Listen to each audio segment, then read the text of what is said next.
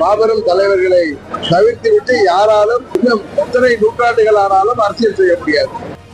எல்லாத்தையும் பொதுமக்கள் பார்த்து கொண்டு இருக்கிறார்கள். அவர்கள் தான் இதற்கெல்லாம் உரிய பதிலை தருவார்கள். உறுதியாக முற்றுகை பறிக்கை. மதுரையில விஜய் 2வது மாநாடு அதுல அதிமுக அது அவர் எந்தெந்த கட்சிகளை பற்றி அவர் பேசியிருக்காரோ அந்த கட்சியை சேர்ந்தவர்கள் அதற்கு உரிய பதிலை தருவார்கள்.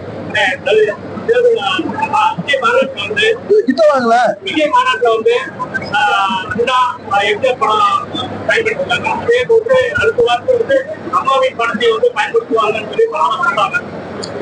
அதாவது ஏற்கனவே சொன்ன கேள்விக்கு பேரறிஞர் அண்ணா, புரட்சி தலைவர் டாக்டர் எம்ஜிஆர், உதயதேவா அம்மா, பெருந்தலைவர் காமராஜர் போன்ற மாபெரும் தலைவர்களை தவிர்த்துவிட்டு யாராலும் தமிழ்நாட்டில இன்னும் எத்தனை நூற்றாண்டுகள் ஆனாலும் அரசியல் செய்ய முடியாது.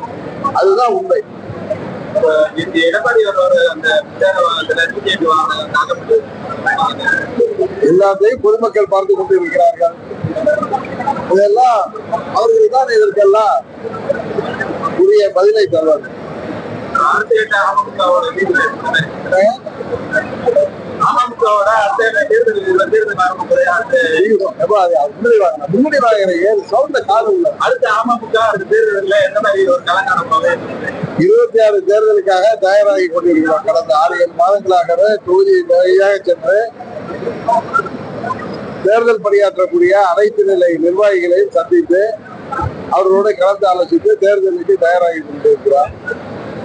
டிசம்பர் மாதம் முடிவதற்கு தமிழ்நாட்டில் எத்தனை அணிகள் தேர்தலில் உருவாக போகிறது என்பது உங்களுக்கு எல்லோருக்கும் தெரிய வரும். பாஜகவில் அதிமுக எடப்பாடி பழனிசாமி முதல்வர் வேட்பாளர் மற்ற கூட்டணியில நீங்களே இருக்கீங்க, எல்லாம் ஒரு சேர்றதுக்கான வாய்ப்பு. நாங்க அம்மாவுடைய தொண்டர்கள், அம்மா மக்கள் முன்னேற்ற கழகம் இந்த இயக்கம் 8 ஆண்டுகளாக பல்வேறு சோதனைகளையும் பின்னடைவுகளையும் தாண்டி இந்த இயக்கம் சீரோடும் சேர்ப்போடும் நடைபெற்றுக் கொண்டிருக்கிறது. இங்க கூட பாருங்க, கடந்த பாராளுமன்ற தேர்தலில் நான் வெற்றி பெற முடியவில்லை. ஆனா இங்க எங்கள் இயக்க நிர்வாகிகளும் தொண்டர்களும் எவ்வளவு ஆர்வத்தோட அடுத்த தேர்தலை நோக்கி தயாராகி கொண்டிருக்கிறார்கள். 26 சட்டமன்ற பொதுத் தேர்தலில் அம்மா மக்கள் முன்னேற்ற கழகம் உறுதியாக முற்றுகை பறிக்கை.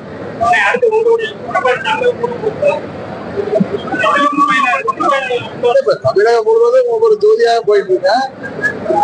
இந்த தொகுதிகள்ல நிர்வாகிகள் சந்திப்பு முடிந்தது. அடுத்த கட்டமாக இந்த தேர்தலுக்கான சுற்றுப்பயணங்கள் போன்றவையெல்லாம் நடக்கும். இதுபோன்ற செய்திகளை மேலும் தெரிந்து கொள்ள எங்களது யூடியூப், ஃபேஸ்புக் மற்றும் ட்விட்டர் ஆப்களை சப்ஸ்கிரைப் செய்யவும்.